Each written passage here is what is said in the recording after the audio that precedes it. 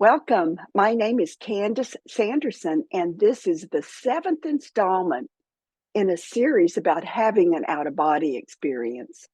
In two more episodes, we will have our special guest, Donna Rebido, joining us. Donna and I shared a YouTube channel called The Reluctant Messenger Unleashed, and Donna is also the host of Exploring Consciousness podcast. I recently watched the two bonus episodes on our YouTube channel to remind me of those psychic tools that we discussed 2 years ago.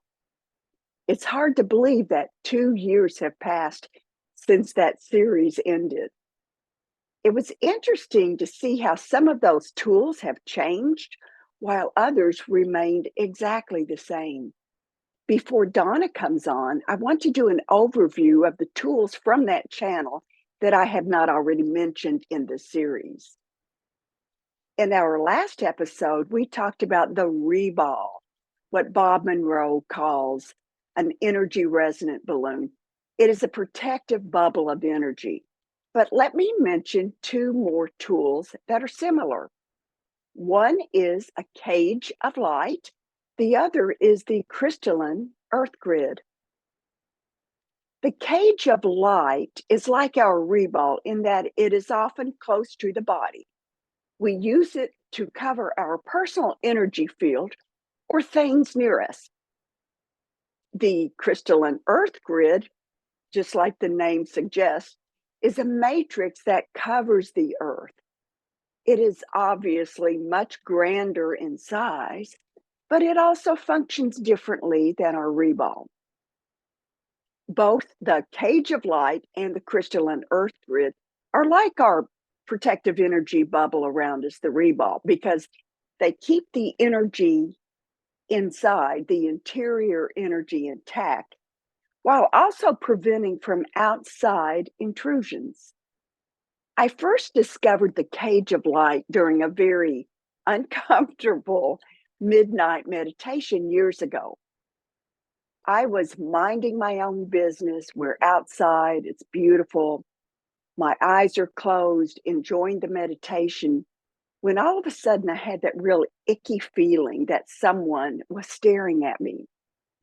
I opened my eyes and looked around, and yep, the man right next to me was looking at me, and he had this uncomfortable, for me, weird grin on his face.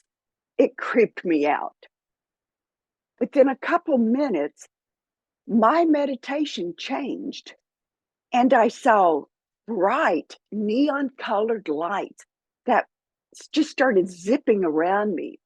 And when they did, they created this thin rope of bright fluorescent colors that wrapped around my body.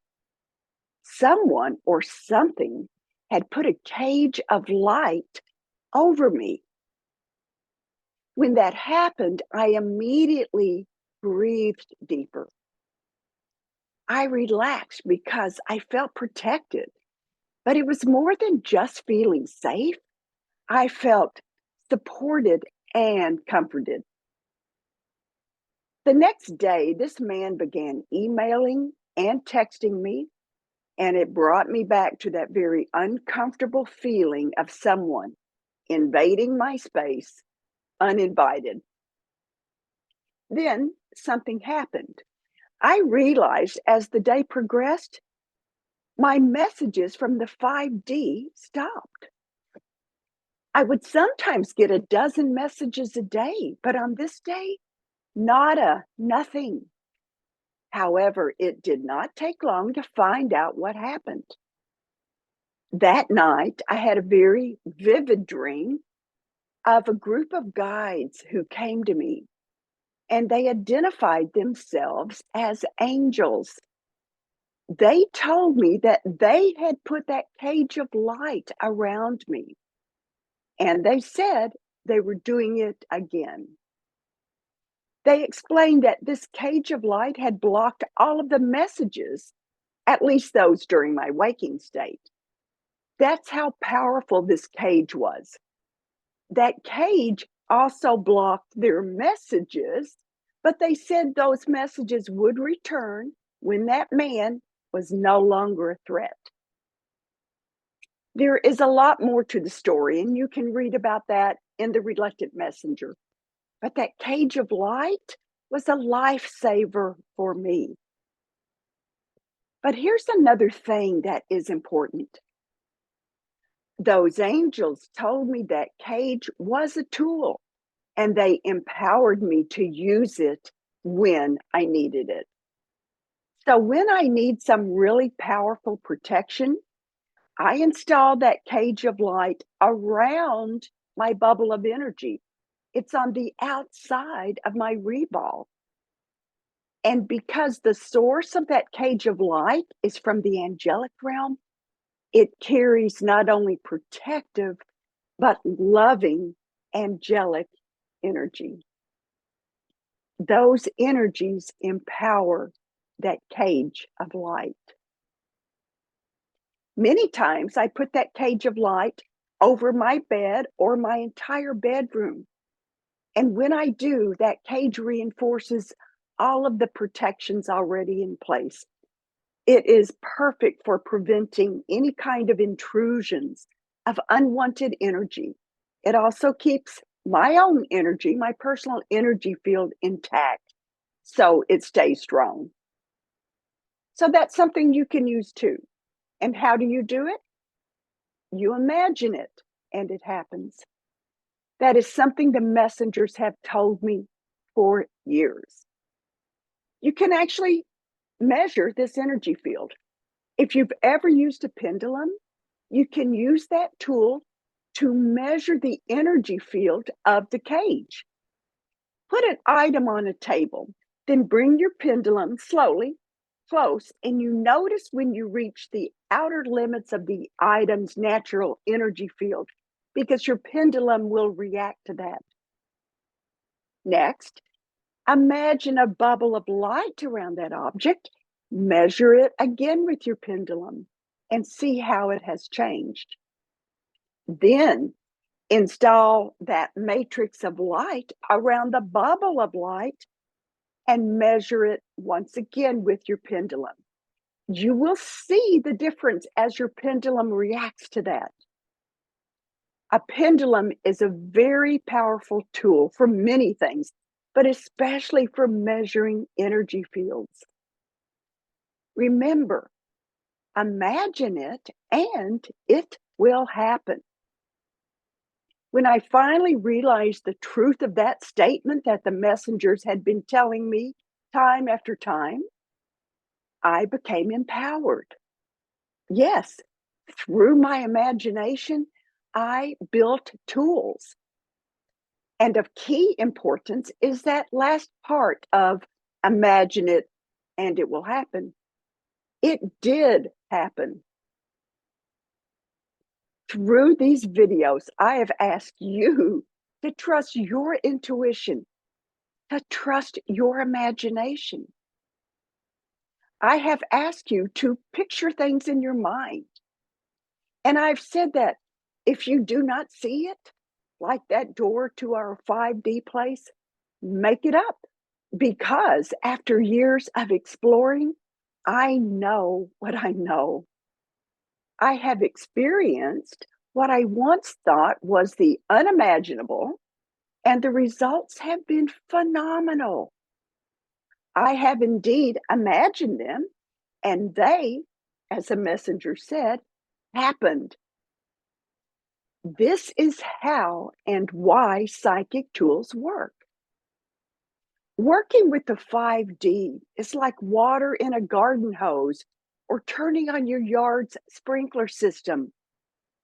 Initially, that water often sputters and spurts before it flows smoothly. Those initial streams of water prime the pump. They straighten out any kinks in a hose or the air bubbles in the sprinkler system. It is the same with 5D energies. To start the energy flow, we prime the pump with those beautiful energies of our imaginations. And those initial sputters become a smooth flow of energy as we welcome the 5D energies into our awareness. Now, I'm asking you to do something else. After using your tools, observe, be observant, look for signs that they are working. Better yet, ask for signs. When validations arrive, that's when you start to realize that you are not inventing things. You're only jump starting the 5D energy. You're just turning on the sprinklers. 5D energies are often so subtle that we do not even realize that they are there. We need a different lens to perceive them. I want to talk about the solar eclipse that occurred in early April of this year, 2024. For those who saw the full eclipse, that total darkness, people were amazed. They would say, "Whoa, look at the stars. The stars have come out." But the stars did not come out. They were always there, but we lacked the equipment to see those stars during the daytime. It took a solar eclipse as a filter to open our eyes during the middle of the day to see those stars. I think this is a good analogy for working with the 5D. Our physical senses are too limited to access those subtle energies. We need new skills like imagination. Imagining a physical event is different than completing the physical event. I can imagine playing several sets of tennis without losing my breath. I could not do that if I were on the court with the racket in hand. Yet, imagining something helps us enter a zone where we can practice the event, whether it's playing tennis, playing a musical instrument, teaching a class, or practicing for an upcoming serious conversation. When that practice takes place in our minds, we discover problems and then the solutions to those challenges before they occur in the 3D. And how did we do that? Through that beautiful skill of imagining. And this practice in our mind affects the outcomes of these upcoming 3D events. Imagination is and always has been pivotal for human development. It drives creativity, problem solving, and personal growth. We can use imagination as a mental canvas to explore in ways beyond the 3D as we rehearse events in our minds. So do not discount the power of your imagination. Now, let me talk about the crystalline grid that covers the Earth. It is a combination of the reball and that cage of light, but on a global level. That's true, but there's something more than that. The crystalline grid is powered by groups of people. Group energy is so powerful because it is the combined energy of everyone. The crystalline grid. Let me talk about that. I have a chapter in The Reluctant Messenger called The Crystalline Grid, but I also turned that chapter into one of the smaller freestanding books in the From the Reluctant Messenger series. I've kept the messages, of course, the same, but I've rewritten and updated some of the other material for this newer edition in the From the Reluctant Messenger series. Because the crystalline grid, as its name suggests, is crystalline in nature, just the structure itself is very powerful. But this crystalline grid is intelligent and it is alive. As I prepared an outline for this episode, the messengers told me that the crystalline grid, and the reball too, is like our skin. The grid and the reball are both coverings that are alive and therefore responsive. If an infection arises within, we see it in our skin. Our skin will erupt in some sort of an abnormal pattern. The same thing if something invades the skin from the outside. A bee sting, stepping on a sharp rock, our skin will respond. And it communicates by sending pain signals to the brain. It also disrupts the skin. It bleeds or swells. We get a rash. We start itching. It's inflamed. The crystalline grid covers the earth, and like both the reball and the cage of light, it keeps unwanted energy from the cosmos away. And any star system that might want to snoop around here must first navigate the grid. This Earth matrix is maintained by our star brothers and sisters who, by the way, installed it, something I discussed in my books. But this grid is also a communication hub. That communication aspect of the crystalline grid was validated years after I received my messages. I had picked up a copy of an older book, but new to me, called Shaman, Healer, Sage, written by medical anthropologist Dr. Alberto Villoldo. And he reports about a luminous grid that covers the earth. It's great to have that kind of validation.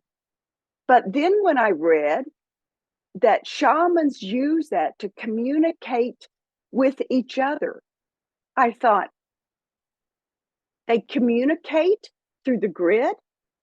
That surprised me because if you read my books, you will discover that I share a vision of the grid actually being installed around the earth. And how did that happen? By shamans. This earth grid also acts as a teleportation device, a very quick and easy way to reach the 5D. That is a story for another time, but using that grid as a teleportation device also becomes a tool. Let's look at a few more tools that we discussed during those bonus episodes on the Reluctant Messenger Unleashed YouTube channel. Donna and I talked about the coiled timeline. We discussed this before, but that coiled timeline represents the path of time. Time is not straightforward, moving from one event to another. No, it's fluid. If we were to draw it, it's like a curvy sine wave. Then when we superimpose expanded awareness, now we're talking about our POE, point of existence, we superimpose that over the curved timeline, and the more we expand our consciousness, that curvy timeline appears to contract until it looks like a closed slinky. That is what we refer to as the coiled timeline. But with this as a tool, it's a process. For that timeline to be a closed slinky, to be compacted, our awareness has expanded greatly. So in essence, we have combined several factors into this tool. Expanding awareness and then stepping into that timeless nature of the 5D. We can also move our POE, point of existence. So now the POE is actually a tool, and we can use that to navigate what direction in time to go, the past, the future. Another tool we talked about in the Reluctant Messenger is our brains. I had so many messages about the brain and how our brains operate like a radio tuner. And because of that, we can now install knobs on our dashboard. These knobs are tools. Before we had digital radios, we used knobs to turn into frequencies, to find channels. If you're old enough to remember that, we could hear static between the stations. Another tool we talked about included the Super Soaker Energy Gun.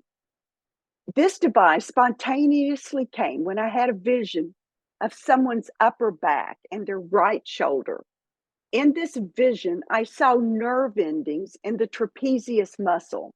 Well, another aside here, like I didn't even know what a trapezius muscle was until I heard that during the vision. But seeing those nerve endings that were bright red, they looked like they were on fire, I knew that represented a painful condition.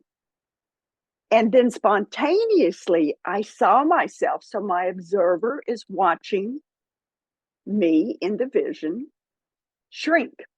And I was like less than an inch tall. And I still remember like looking down at myself, my experiencer self, and I had this great big gun like just slung over my shoulder. It was a huge water gun, just like my kids used to have growing up. And I immediately pumped the gun like we used to get the water going. And then I shot a stream of cold water on those inflamed nerve endings.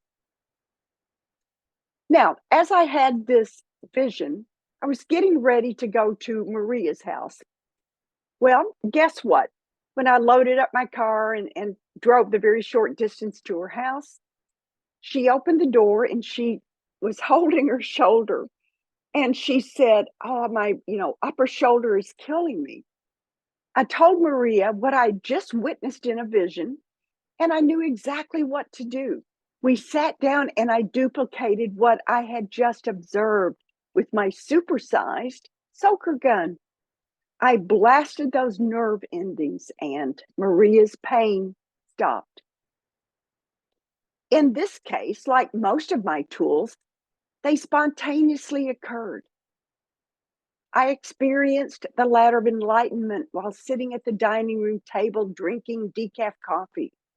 This time with that very powerful supersized soaker gun, it just happened. But in this case, I immediately used it as a tool just minutes after I'd seen it. So you would think I would have begun to generalize all these other tools and recognize them as tools, but I did not. Only after interviewing with Donna Rebido, and she pointed out that they were tools, did I realize it. It's like, oops. I eventually understood the significance of these experiences and how I could deconstruct them and discover the tools. I began to truly appreciate the words of wisdom from these messengers, like that ongoing message, everything is energy, or the imagine it and it will happen. Those other communications like the TEA, thoughts, energy, action formula, and the POE, point of existence. All those lessons came together to form a complete picture. These unsolicited validations after the fact were absolutely priceless to me. That was the proof that I needed at that time. I no longer require that proof, but it was invaluable during the early stages of my spiritual development because those validations provided data that supported what at the time were only theories or hypotheses from these 5D events. So I am asking you, yes, to pretend. Let your imaginations soar. Making things up jump starts the process. Let go, allow, then watch. ask for a sign, then simply observe. As more proof comes to you from the universe, you'll begin to recognize that your 5D tools do indeed provide data supporting what you, if you were like me, hoped, but maybe did not believe. Those beliefs will drop away because you will have irrefutable proof. Your beliefs will morph and change into knowns. You will know the value of connections to the 5D. You will step into spaces beyond the physical body and tap into a field of energy that is expansive and filled with infinite wisdom. Your life will change. I thank you for joining me today. We will have one more episode before Donna Rebideau joins us. You won't want to miss that. I appreciate you for subscribing, for liking, for commenting, and sharing. Remember the importance of kindness and treating others with respect. As we go through life, our personal energy fields affect everyone within our wake. Send forth waves of goodness, of gratitude, and love. So until next time, goodbye.